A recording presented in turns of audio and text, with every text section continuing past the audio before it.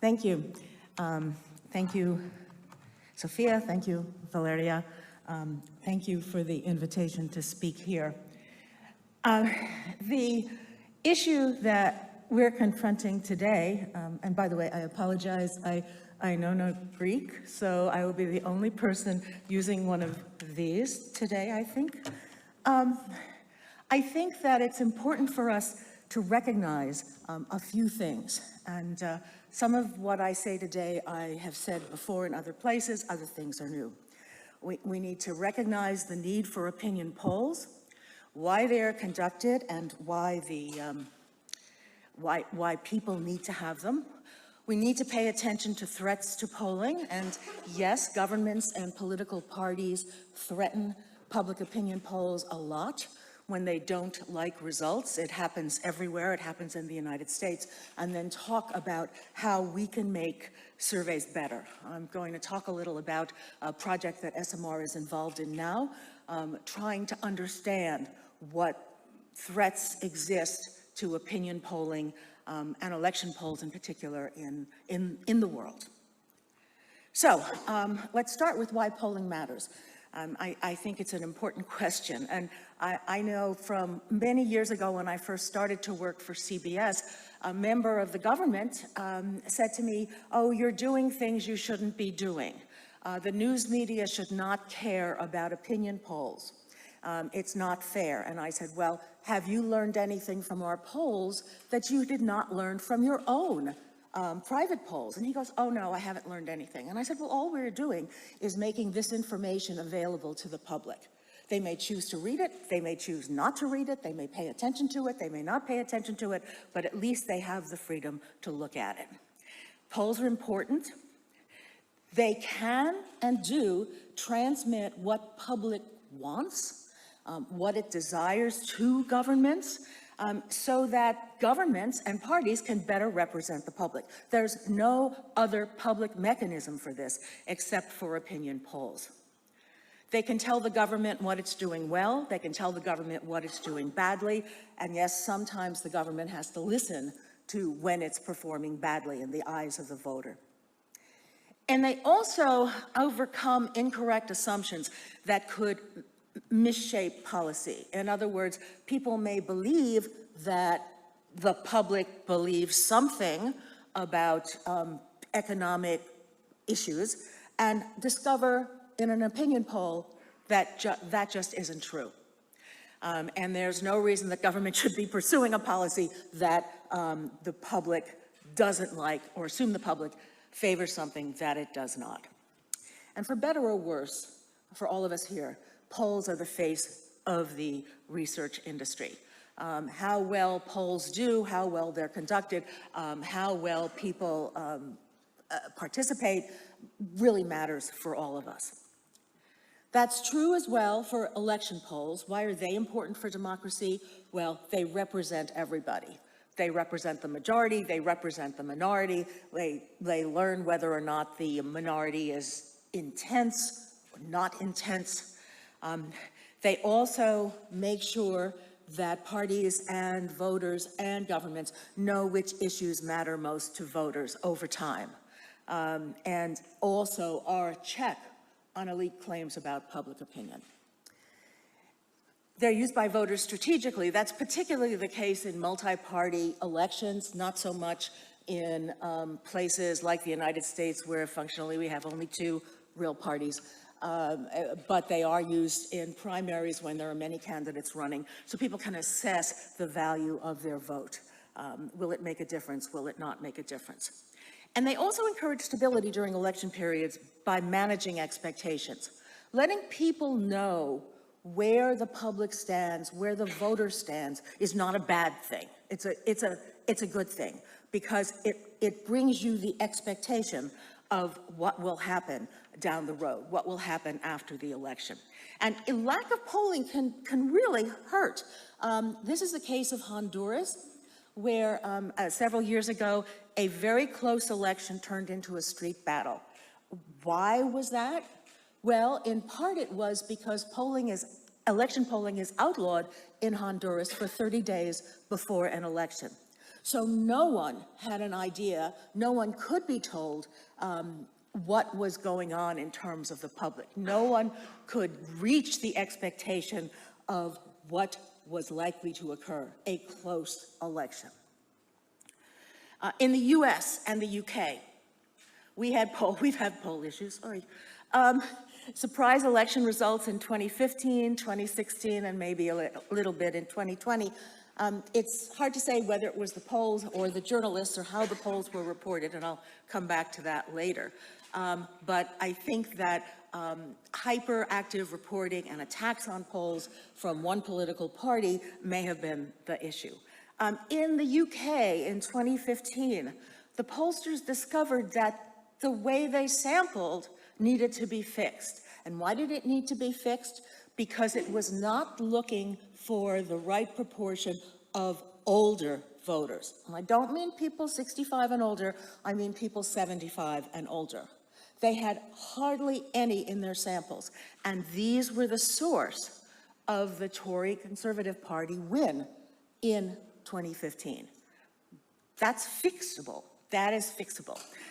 In the United States in 2020, we found that there were systematic refusals by voters supporting Donald Trump because polls were under attack by the president. But still, in the United States at least, the pre-election polls were within error margins, even in 2020, although the US error was consistently in one direction.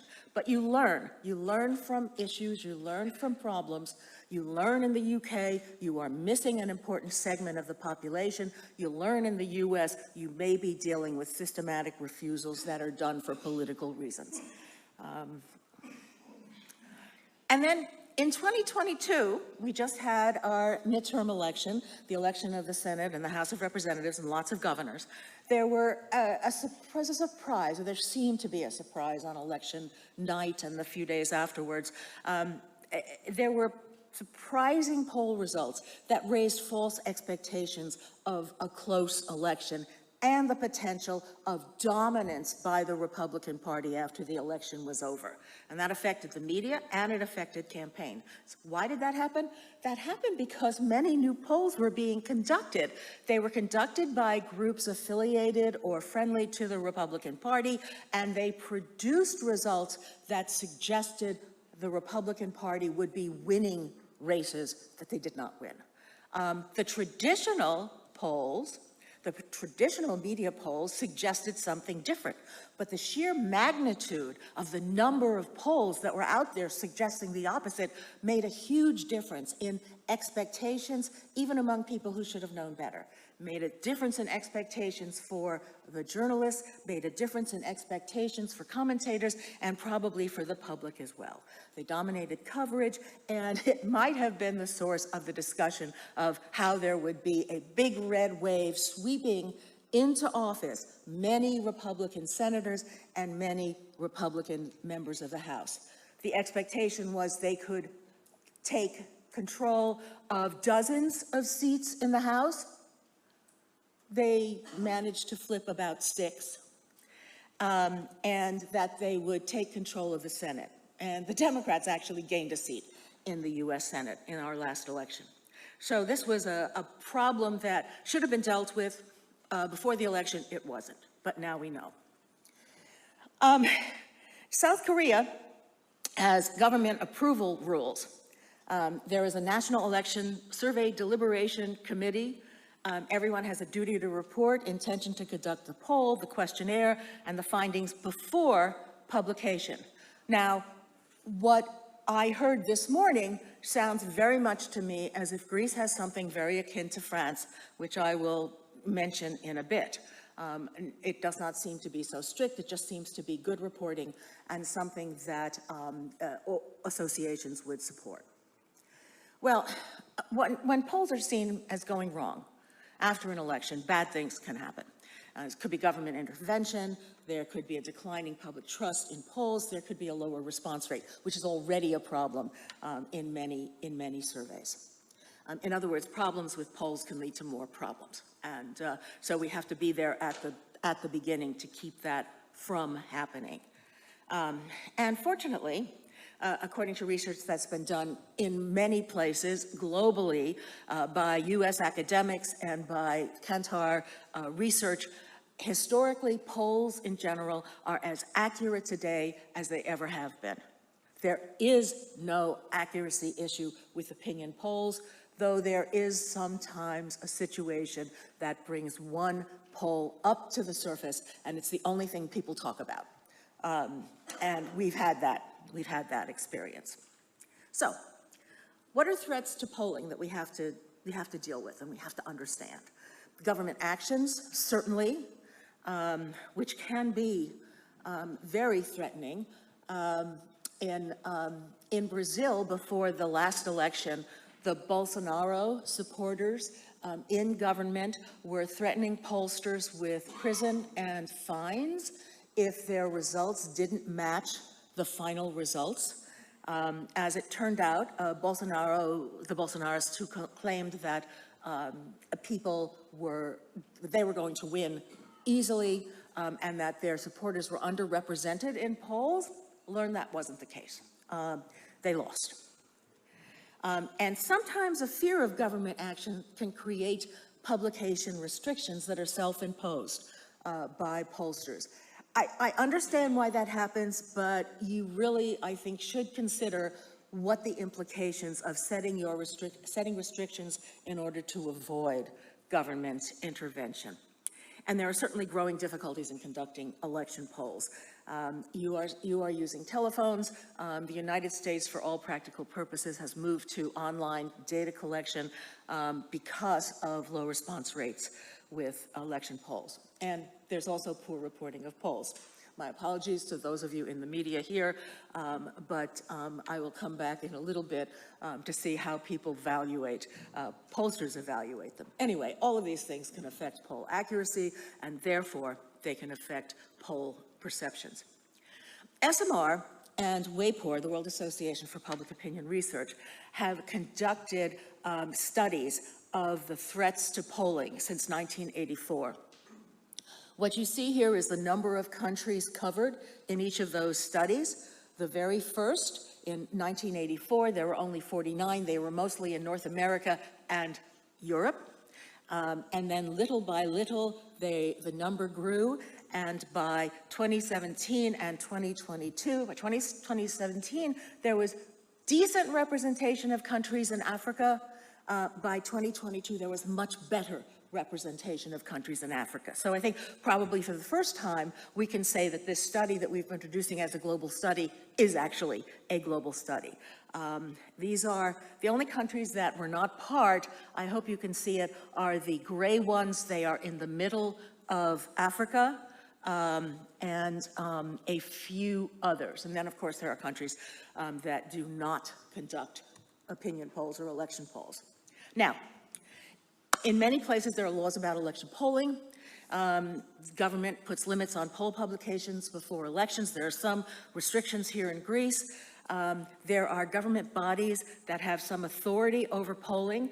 I gather in Greece, we've been told by our correspondent there, the existence of the Special Permanent Committee on Institutions and Transparency. I don't know exactly what it does, but it is something that seems to be charged with looking at opinion polls and election polls. Government regulations, there can be registration of polling, reporting of methods for all polls.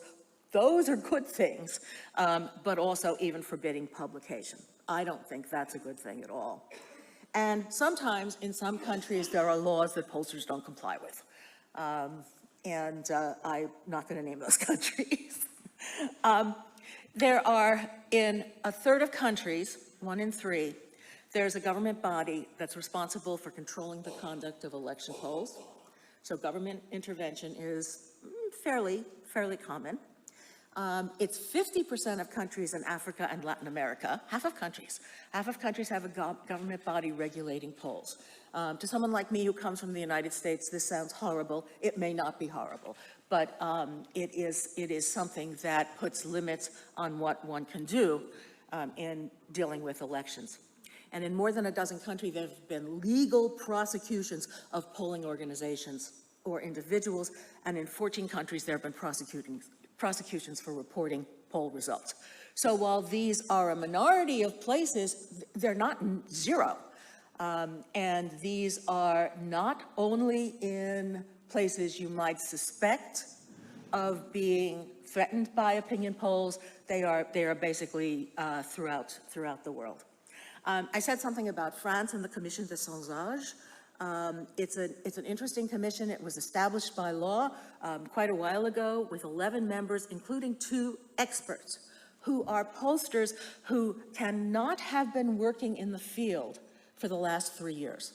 So they're retired, they're older, but they are considered experts. And the power of this commission is not legislative. It does not impose sanctions except publication. It mostly tries to convince people to do the right thing. And obviously in some countries supervision is harsher. We know that there's at least one company in Russia that has been declared a foreign agent by the government, which is damaging to their reputation. And we know that threats continued, as I mentioned, the case of Brazil, and that's not alone. There are some times in this study we've learned that there are taboo topics, even when polling is permitted. In about 1 in 10 countries, you cannot ask about religion. In about 1 in 10 countries, you cannot ask about elections. In about 1 in 10 countries, you cannot ask about government. And even more of these countries say that you cannot publish this information, even though you might be able to ask about it. We've found over the last 10 years that as we brought in more countries into this study, we found more negative findings.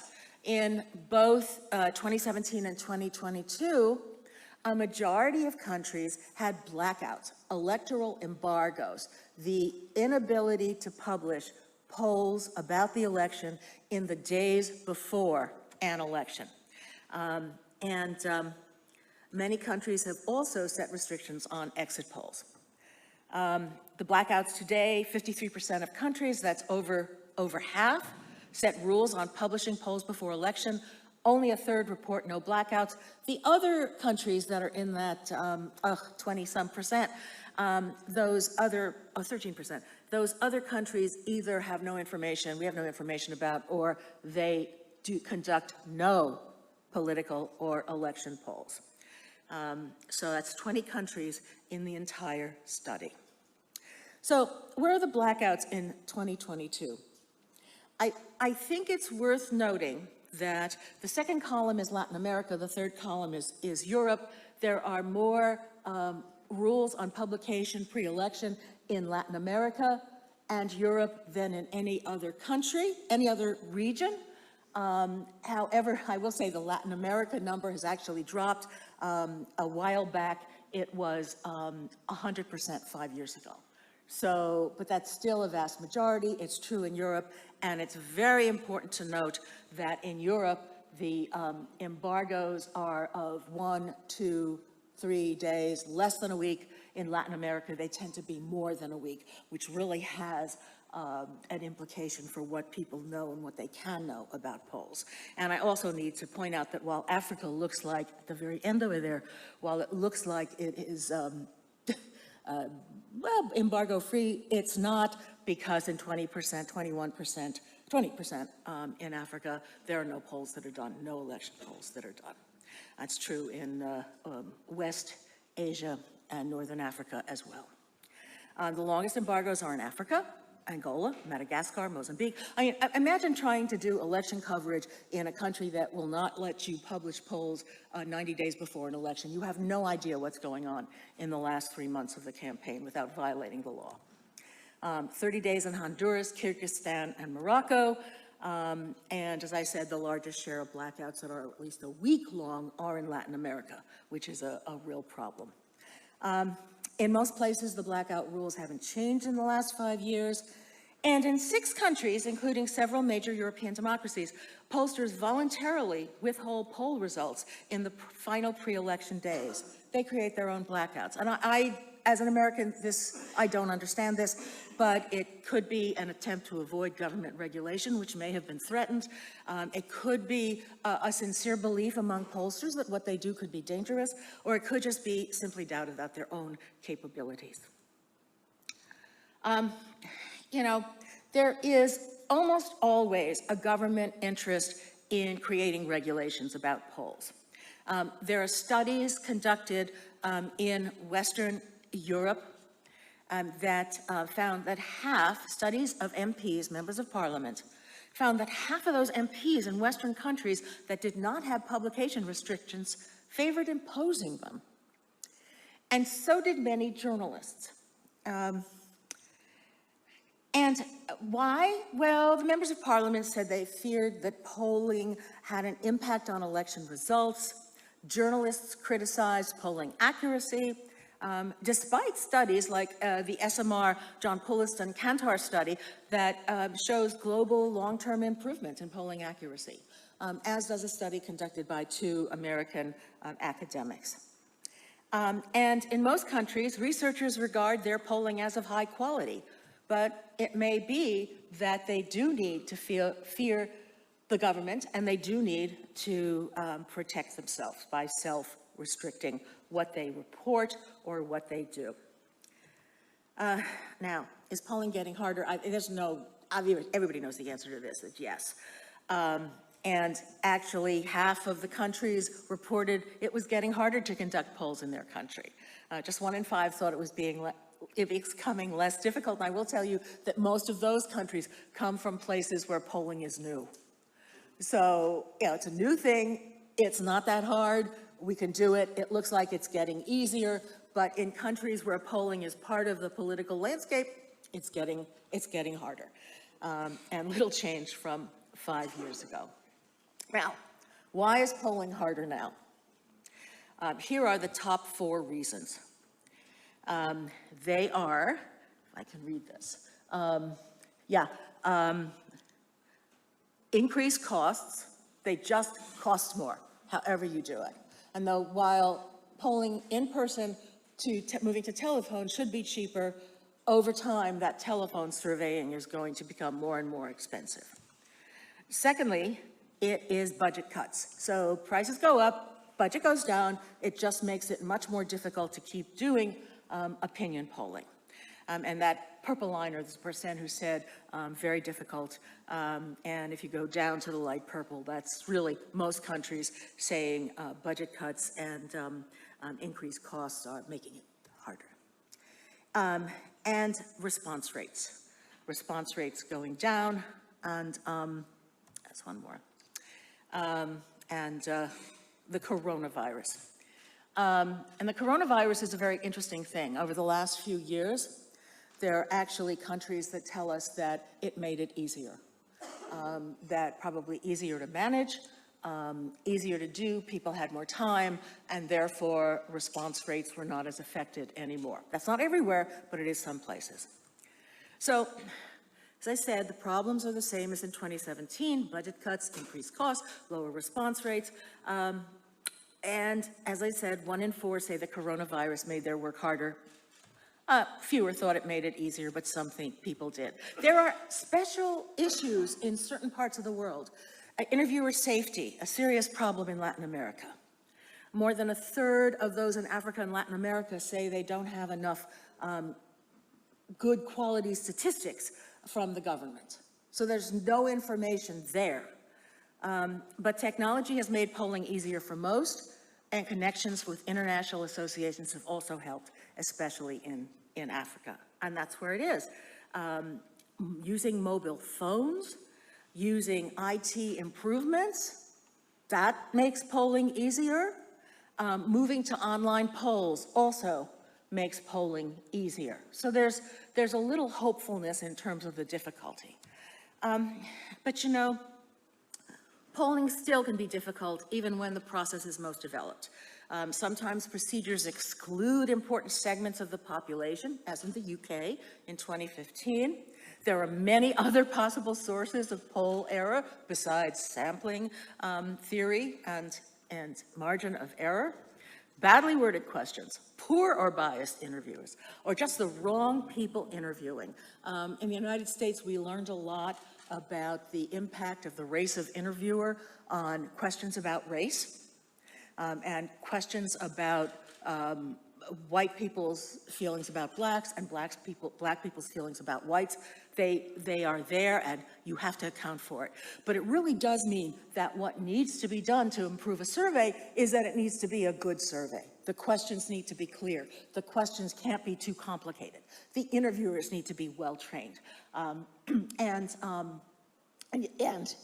as I will say over and over again, it can't be too long, really can't be too long. This is a quote from the American Statistical Association. What is a survey? And this is what they wrote. The quality of a survey is best judged not by its size, scope, or prominence, but by how much attention is given to dealing with the many important problems that can arise. Pay attention to what's going on. Understand what's happening with interviewers. Understand what interviewers are having trouble with. Listen in on interviews. Doing all those things that one should be doing with telephone surveys to assure yourself that you're getting good quality data from the people who are doing your work. So, a few things here about how to make polls better. Recognize what's changed. It is harder now. Response rates are going down. In the US, telephone survey response rates are in the single digits, which is terrifying to many people, and which becomes difficult to defend when people ask the question. And keep track of interviewer reports. They're the front line. They're the people who are listening to respondents. They can tell you when something's wrong. They really can tell you if there's a bad question in there. They really can tell you if something is too hard for people to deal with. And you do need to listen to them. And keep surveys short and easy for respondents. How short, that's your call. But long, tedious surveys do nothing to help the quality of data that you're collecting. You should innovate, but don't ignore the important rules of polls. Sometimes mailing letters to households that are going to be sampled helps. Encouraging the creation of multiple ways of completing surveys. If somebody doesn't want to talk to you on the phone, but they would like to be pointed to a website where they can answer the questions, consider that. I'm not saying do it, but I'm saying think about alternate ways, alternate approaches of getting that data. And create efforts to make it worthwhile for the respondent to participate. Don't pay them, but make sure that it's an enjoyable survey for them. It's an enjoyable study for them to participate more. Polls may cost more, and that's not going to change, but we can make them easier for respondents. And pollsters must pay attention to how polls are reported. 42% of countries, our respondents told us, poll reporting is of low quality, and that's only a little down from 48% 5 years ago. So I guess you can say it's getting better, but it's still not perceived as very good. And a lot of improvement in perception of reportings happens in Africa, dropping low quality there, the percent that say that. And 1 in 4 African countries say the quality of poll reporting is high. But just 3% overall describe poll reporting quality as very high. And 86% of countries, of our correspondents in the countries, told us that they just think that journalists don't understand polls. So I'm sure you've all confronted this at one point or another, and I'm not saying anything against the journalists who are here in the room. I was one. Associations are becoming more important. It's important to self-regulate by associations and countries. I'm happy to hear how much work has been done by Sezia. This morning, I've learned about that for the first time, and familiarity with guidelines has increased globally. Now, more than half are very familiar with the ESOMAR WAPOR polling guidelines, and even more with, nearly half with ethical codes. And nearly a third of countries have professional organizations that set out standards and handle complaints about election polls, and that's up from 2017. But still, in a majority of countries, that's not the case. Those countries are mostly in Latin America and Africa. There are no national associations there, but Europe does look very, very good. And there is self-regulations. The National Association hears complaints the way ESOMAR does. The organizations promote good practice. That could mean distributing products of ESOMAR or WAPOR about conducting opinion polls. APOR, which is the American Association for Public Opinion Research, promotes something they call the Transparency Initiative, where pollsters promise to always release certain information with their polls. And if they participate in the Transparency Initiative, they are cited by the organization. And some of the people who aggregate polls and talk about polls online will give them extra grade. I mean, will basically judge their poll as better if they participate in the Transparency Initiative. So associations can provide good models and moral authority and can help protect against government action, which it seems to me that Zedea is doing a good job getting there. So polls have a very high value. Polls have a high value in democratic systems. They're more than just the numbers. They give people guidance. They tell the public what the rest of the public is thinking. Somebody once said to me, an academic, a philosopher, said, oh, Machiavelli taught me that people need to know where they stand in the system. And that's what polls do. That's what you do. So I was pleased to hear that from somebody who was a political philosopher. They give information to the public, which I think is what we are all interested in. But they do need to meet international standards and have the public's trust. So, for polling organizations and sponsors of poll, look at your methods. Consider additional training and cooperation. Publicly commit to international disclosure rules, openness to standards of reporting. For journalists, recognize that polls have value beyond the horse race. It's not just who's ahead, it's why they're ahead, and what issues people are going to make their minds up on. And insist on disclosure compliance before publication. Because the journalists are the gatekeepers to the rest of the public on what gets reported, and if they have high standards about what they report, then the public will see better, much better polls. And for all users of polls, remember that polls serve many purposes, informing elites about public needs, informing the public about itself. And I say we need more cooperation between academics and practitioners. In a lot of countries, the academics basically look down their noses at the practitioners, and that's a bad thing. They can be helpful, but they need to have respect. Any discussion of public polls, even in election periods, needs to be more than just political back and forth. In the United States, it's not just Republicans versus Democrats. It is what do people think and how many of them care. And that needs to be part of that discussion. So I hope I have at least a few good suggestions for you. I'm very thankful for being invited here, and I'm very open to any questions you might have for me about this or about polls or anything, really. Thank you.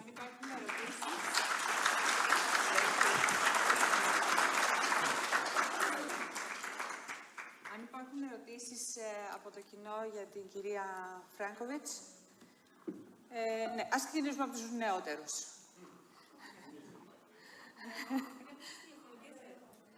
Oh, there's a microphone.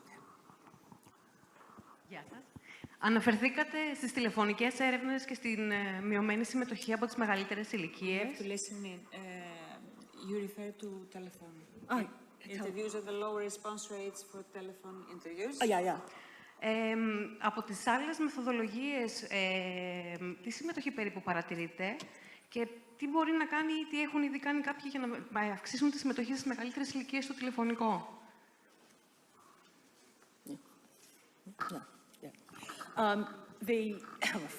It's hard, and I think that there are a couple of things, and a lot of them will cost money. One will be trying harder, making more phone calls, trying to reach out. A second is the presentation of how your interviewers present the survey in terms of what they call it, why they're doing it, have them have a very good justification of why they call. Now, if somebody hangs up as soon as they pick up the phone, there's not much you can do. But the other is, a lot of people have had success with letters sent to addresses. This works only with landlines. With letters sent to addresses ahead of time saying that you are this company, you are conducting surveys about this, this is very important, and we will be contacting you. And having some way for them to communicate with you.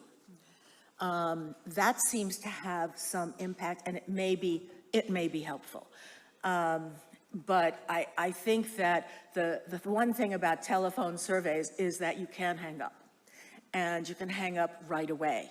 That's harder to do when you are when someone is at the front door.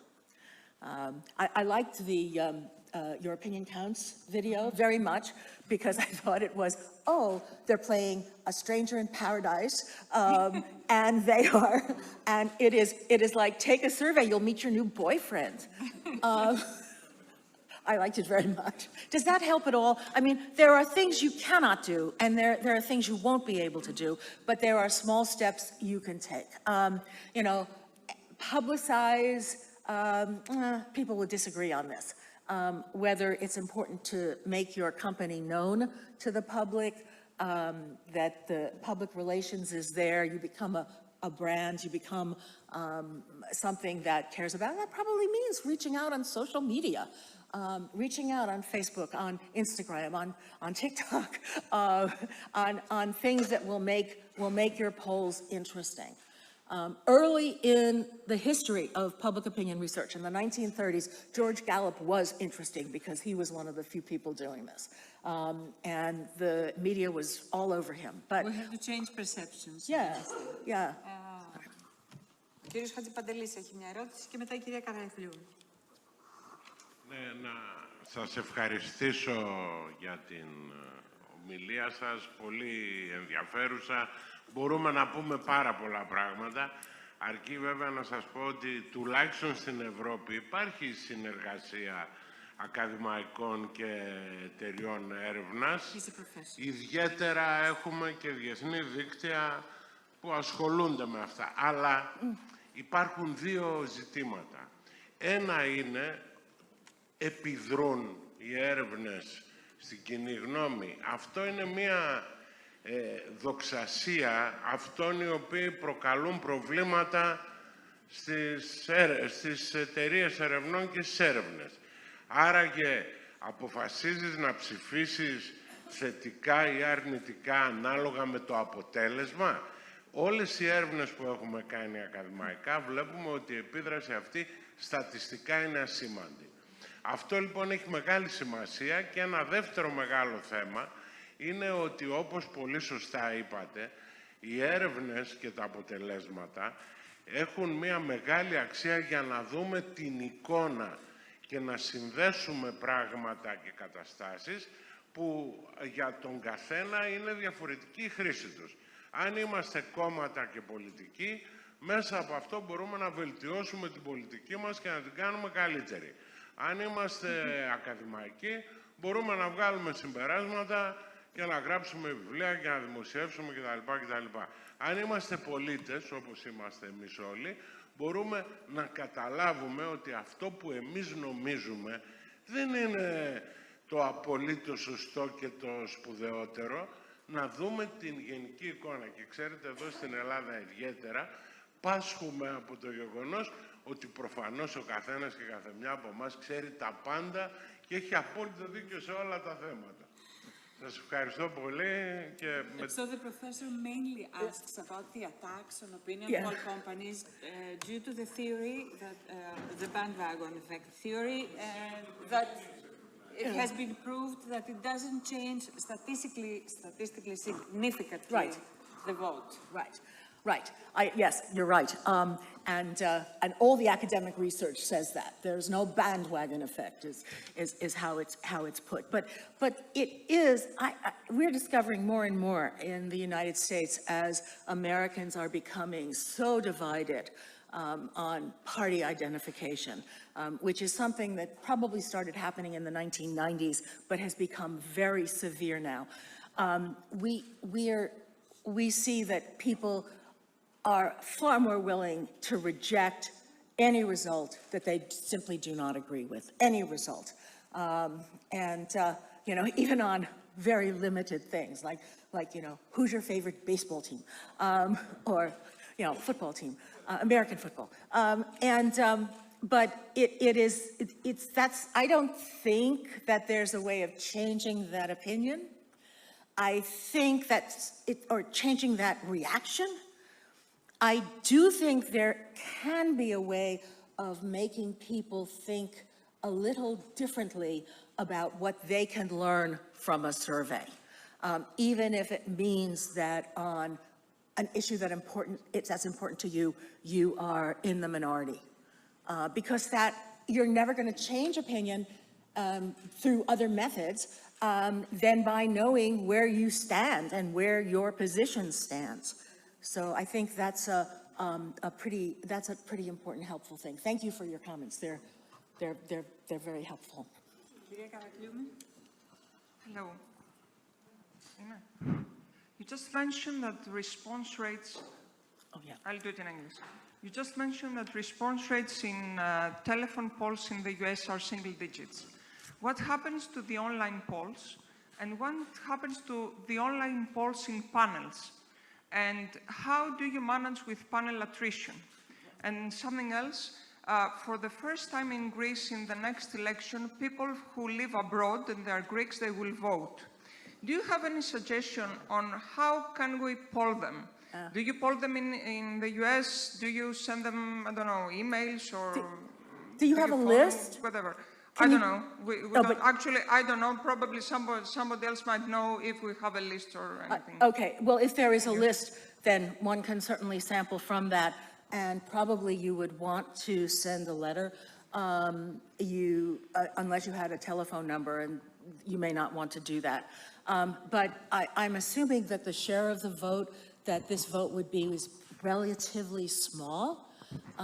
It would matter in a close election, but probably wouldn't matter in a normal election, but it would be fascinating to do. I don't know of pollsters in countries that allow voting by people outside the country. I don't know if anybody has tried to reach them anyway. Okay, you also asked about online polls, and online polls are quite a different matter in the sense of how response rates are calculated.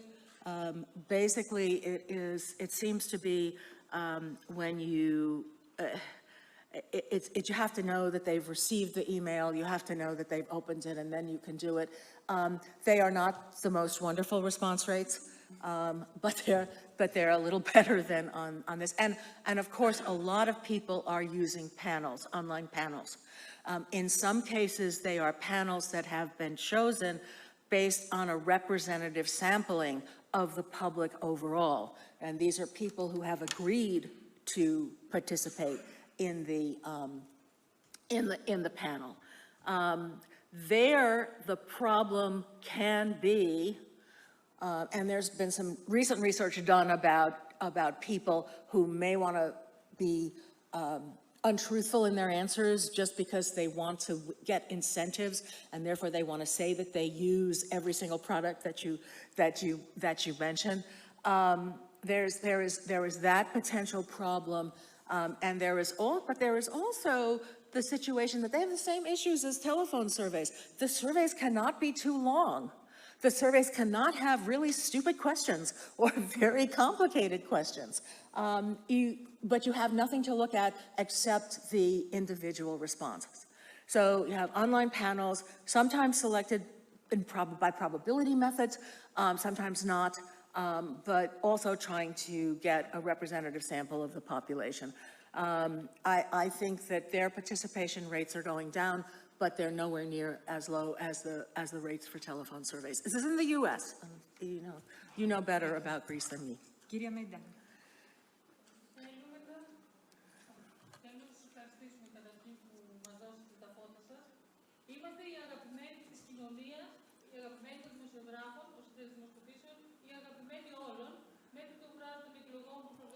αποτέλεσμα. Άρα θέλω να χρησιμοποιήσω την εμπειρία σας και να μας πείτε στο διατάφτα πώς λοιπόν θα εκπαιδεύσουμε τους δημοσιογράφους, μας δώσετε το νούμερο. Συνεχίζω.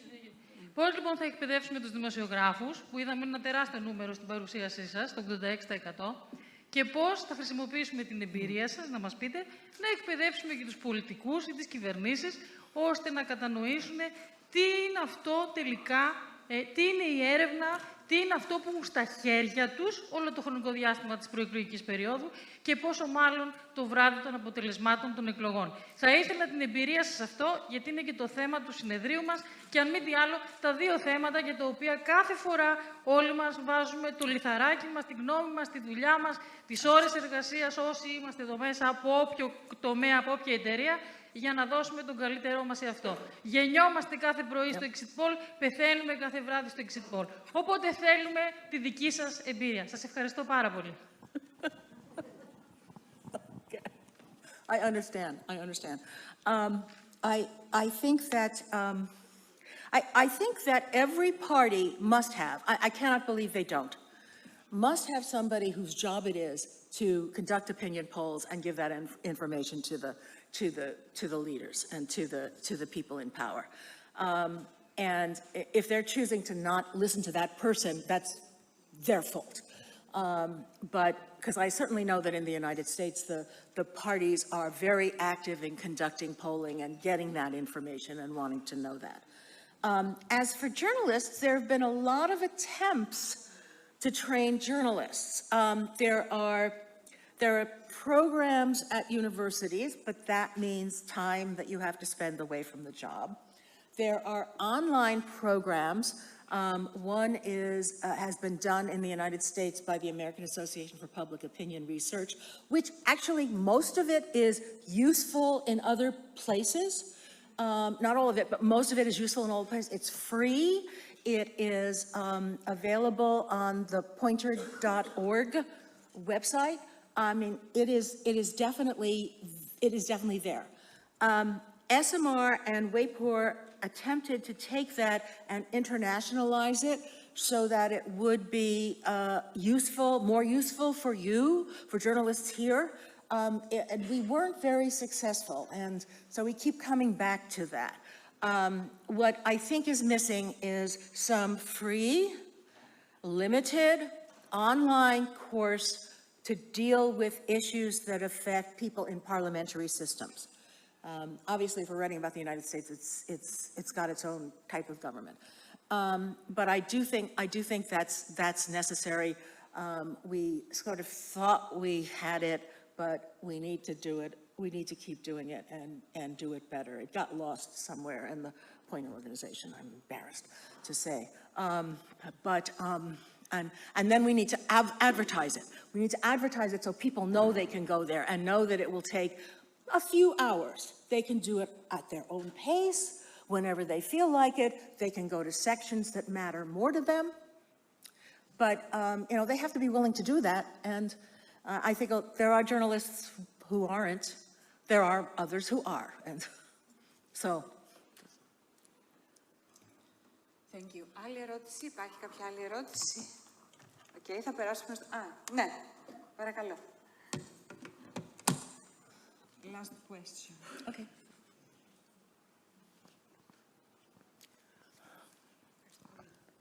Γεια σας. Θα ήθελα να ρωτήσω τι μπορούν ή τι κάνουν οι εταιρείες ερευνών διεθνώς για να αυξήσουν τη συμμετοχή των πολιτών στις έρευνες, γενικότερα σε οποιοδήποτε είδος έρευνες. Ευχαριστώ. I think many countries had the experience of the United States. When polling began, when it began taken seriously in that country, people were very excited. When Russia opened up a little, we're talking 30 years ago, 30 plus years ago, and people started doing opinion polls there, they had no problem with response rates. Absolutely not. The citizens were thrilled to be asked their opinion and to answer questions. But that was 30 years ago. As polls become part of the political fabric. As polls become something that just happens all the time, I think people become less interested in them. And I think that you see this kind of decline operating everywhere.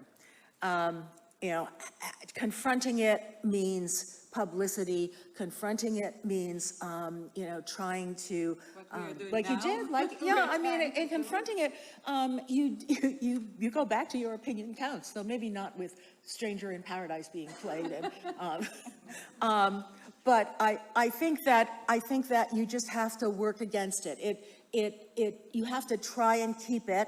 And you have to recognize that you may not succeed as much as you would like to, and you will never see those early high response rates again, because it's now not as exciting as it was in Russia in 1991. So you think that these campaigns could be the ones that boost the value, the perception of the value of the public opinion research, so that people will continue to participate? You know, maybe stress that this is the only way you'll know the truth about what people think. This is the only way you can understand your world. It's the only way you can understand the people in your country. It is the only way you might be able to understand the people you disagree with. And everybody disagrees with somebody, and this is a way that they can understand it. I think you have to be creative. Great ideas, Kathy. Thank you. You have to be creative, please. It just came to me. Ωραία, σας ευχαριστούμε. We thank you so much, Kathy. Ευχαριστούμε πολύ την κυρία Kathleen Frankovic. Thank you very much. I'm going to tell you a personal story. I've told this to Sophia and to Valeria. When I was in college, I actually studied ancient Greek.